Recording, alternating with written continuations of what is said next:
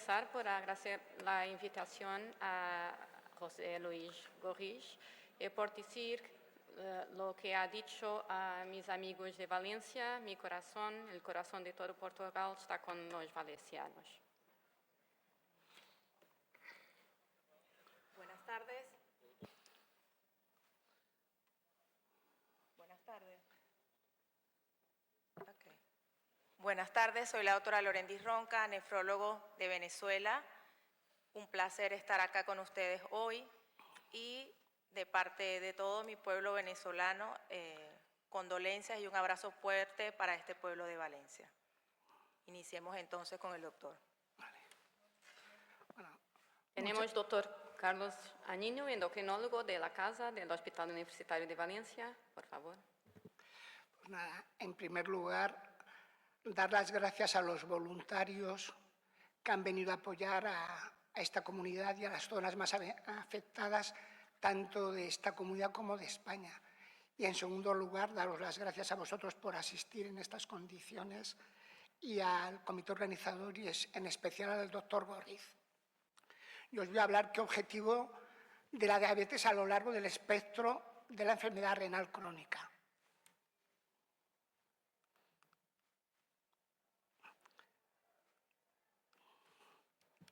Ya está. Pues ya sabéis que la enfermedad renal crónica supone el 44% de nuevos casos en las personas con diabetes. Es una de las complicaciones más prevalentes.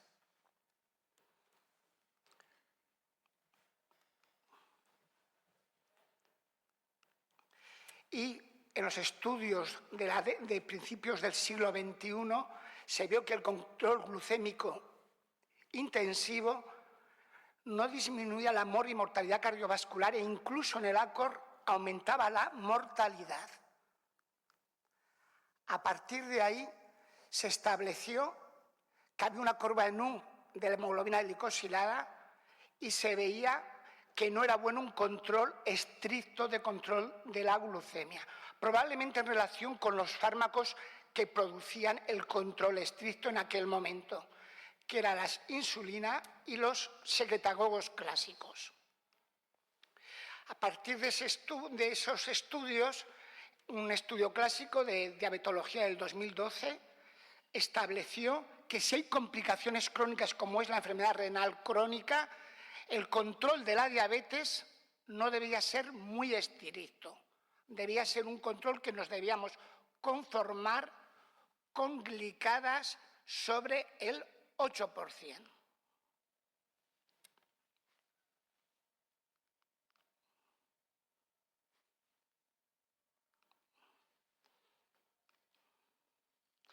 Y en la enfermedad renal crónica no todo lleva una progresión. Y sí que es verdad que hay un aumento de gravedad a partir de que va disminuyendo el filtrado. Consideramos que un filtrado por debajo de 30 mililitros, de 45 mililitros minuto, ya es una enfermedad renal crónica de muy alto riesgo cardiovascular. Y también la presencia de albuminuria. A partir de albuminurias mayores de 300 miligramos gramo de creatinuria, también consideramos que es un muy alto riesgo cardiovascular. Entonces, todo depende que el pronóstico va a ir empeorando según vaya disminuyendo el filtrado, como os he comentado, por debajo de 45 mililitros minuto, es decir, un estadio 3B ya es muy alto riesgo cardiovascular para las guías europeas de cardiología del 2021, que hay una albuminuria A3 mayor de 300 miligramos gramo de creatinuria ya es un muy alto riesgo cardiovascular, o que hay un filtrado por estadio 3A, pero con albuminuria. Ya si hubiese albuminuria también habría un muy alto riesgo cardiovascular.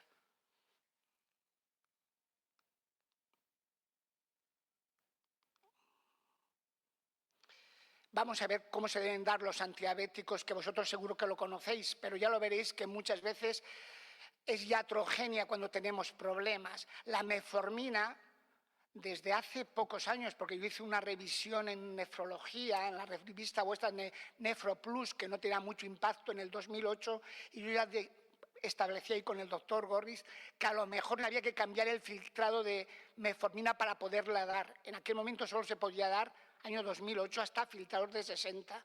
Ahora ya sabéis que se puede dar hasta 30, reducción de dosis de 30 a 45 miligramos de cilitro. Las glinidas y las glitazonas se pueden dar hasta estadios finales, prediálisis, pero cuidado, su potencia hipoglucemiante de las glinidas y su potencia retenedora de líquidos con el riesgo de insuficiencia cardíaca de las glitazonas. Los agonistas del GLP-1, varios de ellos, que son todos, han demostrado beneficio cardiovascular, dula, lira, semaglutida, se pueden dar hasta filtrados de 15 mililitros minuto. Las sulfonilureas se debe reducir la dosis entre 30 y 45 mililitros minuto, pero no se deben dar por debajo de 30, al igual que la metformina.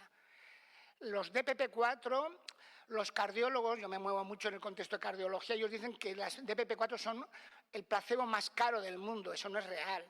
Las DPP-4 mejoran la glucemia sin hipoglucemia y eso va a evitar complicaciones microangiopáticas. Todas las podemos dar en cualquier grado de enfermedad renal crónica, marcando, según el filtrado, hay que ir disminuyendo mismo las dosis de sitagliptina y de sasagliptina, de bildeidalo, no de la linagliptina, que se da a dosis plenas desde fases iniciales de enfermedad renal crónica hasta fases finales. Los ISGLT2, pues ha sido un cambio de paradigma. Al principio, recordar que no se podía andar por debajo de filtrado de 60, porque no hacían potencia hipoglucemiante. Ahora ya sabemos que lo podemos dar hasta filtrados de 20-25, no por su potencia hipoglucemiante, sino por su reducción de eventos cardiovasculares, de insuficiencia cardíaca y de enfermedad renal crónica. Pero al principio, año 2014-2013, le ocurría lo que la metformina. No se debía andar en ficha técnica por debajo de 60.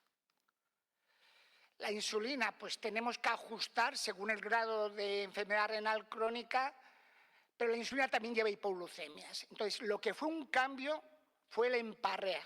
Año 2015, publicación de New England, como todas las que veis ahí, y hay publicaciones con EMPA con CANA, luego ha habido con DAPA, con ISGLT2 y con GLP-1, SEMA y LIRA, que demuestran beneficio cardiovascular. Ahí los eventos renales siempre estaban en un segundo objetivo, no era el objetivo principal. Pero a pesar de lo que os he dicho, estos son datos de Cataluña, que puede ser en toda España. En el año 2016, la red GEDAPS en Cataluña veía que se estaba dando metformina y sulfonilureas en pacientes con un filtrado glomerular menor de 30. Entonces, habrá efectos secundarios, pero probablemente por una mala utilización de estos fármacos según el filtrado. Datos del 2016. Hemos cambiado el enfoque del tratamiento de la diabetes. Ahora es un enfoque, en vez de glucocéntrico, que hizo mucho daño, como habéis visto, intentar bajar la glicada a expensas de hipoglucemias que nos llevaban a otros eventos, y ahora hay una aproximación glucocéntrica multifactorial de reducción de eventos renales, cardiovasculares e insuficiencia cardíaca. Y de los primeros fui con la Sociedad Española de Cardiología, el Grupo Español de Estudio de la Nefropatía Diabética.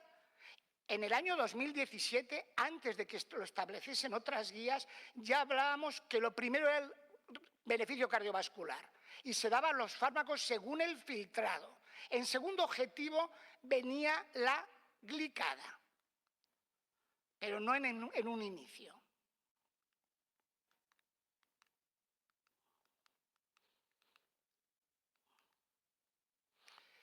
Entonces, establecemos que en pacientes con enfermedad renal diabética, estilo de vida y metformina, y en la guía más reciente, hecha también con la red GENDIAP y con la Sociedad Española de Cardiología, decimos que de entrada debemos dar ya ISGLT2 más agonistas de GLP-1. Estos son la guía de la Sociedad Española de Cardiología y el Grupo Español de nefropatía diabética. No lo establecen todas las demás guías.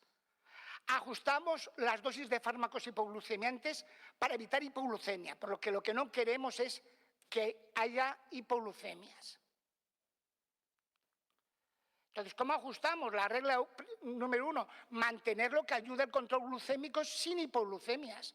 Si la metformina se mantiene, pero como papel protagonista mayor lo tienen los ISGLT2 y los GLP-1, y si no puedo dar el GLP-1 porque no está financiado, no sé, en Portugal y en Sudamérica, si se financia en todas las condiciones, aquí solo se financia diabetes tipo 2 con obesidad para financiar los GLP-1, pues a lo mejor tenemos que mantener el DPP-4. Y la regla número 2 es reducir o suprimir lo que ayuda a mejorar la glicada, pero que está llevando a hipoglucemias. Entonces debemos retirar sulfonilureas, acordaros, contraindicadas por filtrado mejor de 30, reducir la repaglinida y reducir la insulina, porque como son potentes los nuevos fármacos que vamos a dar, lo que debemos evitar es las hipoglucemias. Eso lo escribí yo con el grupo del clínico, una guía que establecimos y nos refirió a esa publicación la doctora Bisbal en el Congreso Americano del 2021, y a partir de ahí me hace muchas indicaciones de decir lo que pensábamos y que está claro, pero que es lo más difícil, cómo desprescribir insulina. Porque ya os digo, la marcha hacia adelante es fácil, pero es complicado a veces explicar la marcha atrás. Pues hay que reducir un 15-20% si lleva una insulina basal en el momento que damos estos nuevos fármacos. Si llevase mezclas de insulina, sumamos todas las dosis de insulinas y ponemos el 50% con un análogo de insulina basal.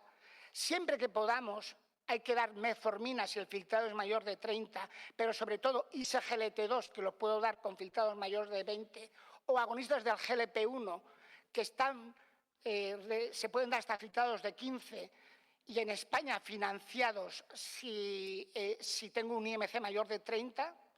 Y luego insisto en los autocontroles, insisto en el control de la glucemia para evitar las hipoglucemias. Si llevas insulina rápida, o retirarla o reducir al menos los bolos un 50%.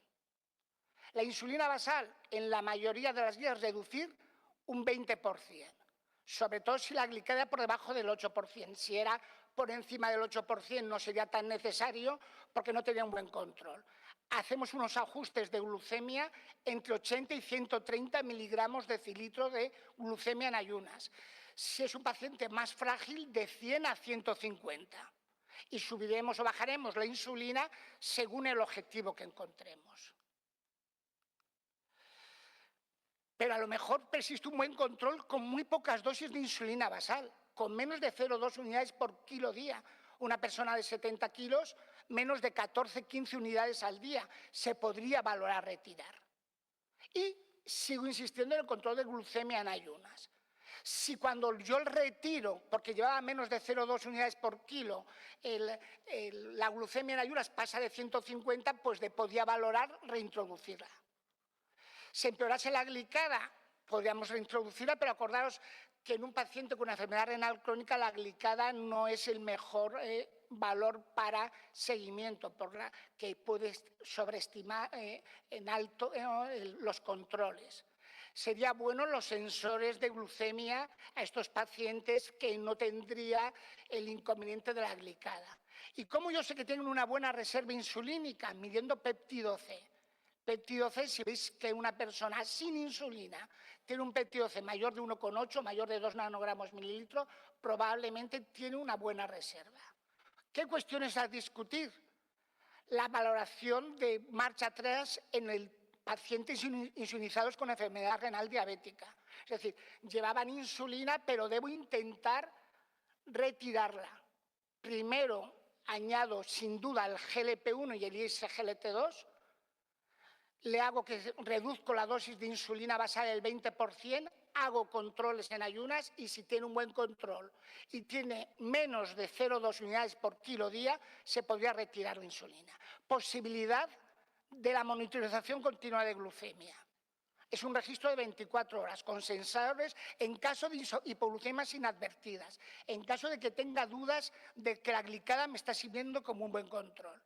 Me puede venir muy bien para poder retirar la insulinoterapia. Y disminuir la dosis de insulinoterapia siempre cuando asociéis ISGLT2 o GLP-1 en función del citoglomerular y en función del IMC. Acordaros que si en España el IMC no es mayor de 30, no está financiado el GLP-1 y podríamos mantener el DPP-4. El DPP-4 mejora el control glucémico, aunque no reduce el riesgo cardiovascular. No solo es el control glucémico, el control adipocéntrico, es el control de la glucemia en ayunas de 80 a 130 y postprandial menor de 180. Se puede poner un registro de 24 horas para ver la monitorización continua de glucemia y ver que está el tiempo en rango menos del 70%. Controlar la presión arterial, controlar la dislipemia heterogénica, que no fume e intentar conseguir un peso adecuado.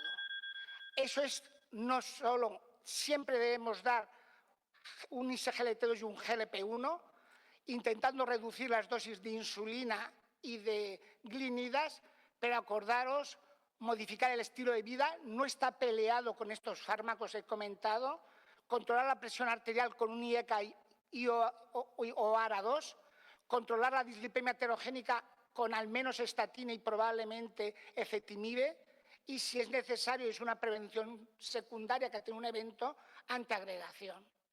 Como mensajes para llevar a casa, actualmente una persona con una enfermedad renal diabética debe llevar ISGLT2, IO, ya os digo, en la guía que he hecho yo con la Sociedad Española de Cardiología y el Grupo Español de Nefropatía Diabética, y GLP-1.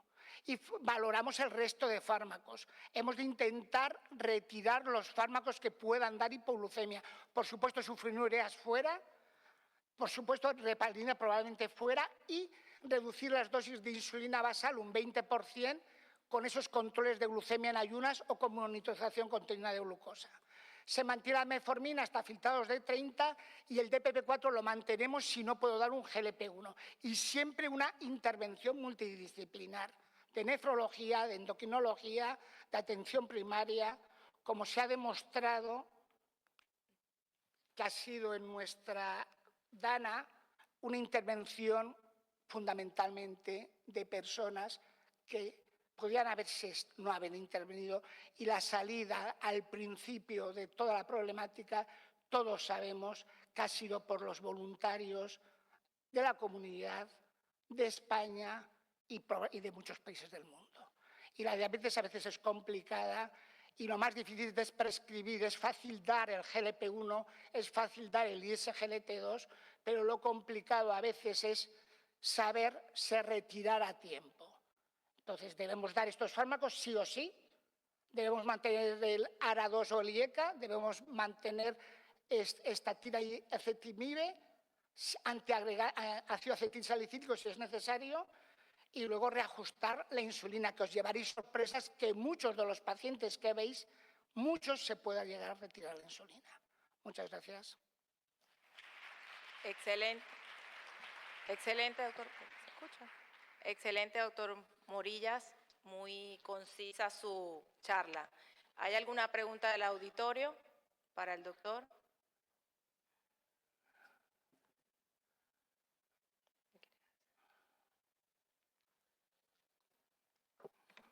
Una pregunta, si no hay del auditorio, para los doentes en hemodiálisis, ¿qué es la terapéutica que preconiza? Porque yo tengo muy buena experiencia hoy con pioglitazona, inhibidor de DPP-4, y en algunos doentes, pacientes con agonistas receptores GLP-1, nos utilizamos en dosis más bajas y si tiene obesidad. Yo creo que lo que has comentado puede manejarse en eso, aunque sí ya está en tratamiento de diálisis, el GLP-1, aunque no hay evidencia, si está con obesidad, sin duda sería el fármaco que mejor le va a venir, y luego dependerá qué tasas de filtrado tenga para poderse manejar mejor con ISGLT2, aunque también nos falta experiencia con ese tipo de paciente. Hasta ahora DPP4 y pioglitazona, pero la pioglitazona con la problemática de la retención hídrica, de la posibilidad de insuficiencia cardíaca, de la posibilidad de fracturas por una osteopenia. Es un paciente que se puede manejar pioglitazona, pero la seguridad probablemente yo creo que la atiende mejor el GLP-1.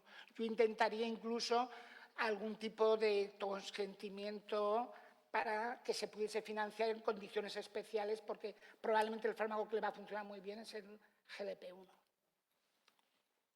Quería hacer un comentario, doctor, que usted consultó cómo eran en nuestro país. Pues por lo menos allá no hay financiamiento de ninguna de estas drogas aún. Lo que tenemos es metformina, que es por gobierno, pero nos basamos también en la parte de prevención. Creo que siempre es el pilar fundamental, ¿no? Gracias, doctor, y gracias a todo el auditorio. Estos fármacos no van en contra de la prevención o del tratamiento, siempre estilo de vida con una dieta adecuada, una dieta de proximidad, dieta mediterránea, ejercicio físico, aeróbico y anaeróbico de fuerza muscular, pero es mejor utilizar luego también fármacos que den beneficio cardiovascular, renal, va a haber beneficio hepático. Los GLP-1, ha habido una revisión con semaglutide que disminuye la existencia de enfermedad de Alzheimer en diabetes tipo 2. Eso habrá que confirmarlo, es una hipótesis, pero parece que va en sentido favorable. Entonces debemos dar fármacos que den beneficio con lo más importante, que es el estilo de vida, que también da beneficio. Muchas gracias.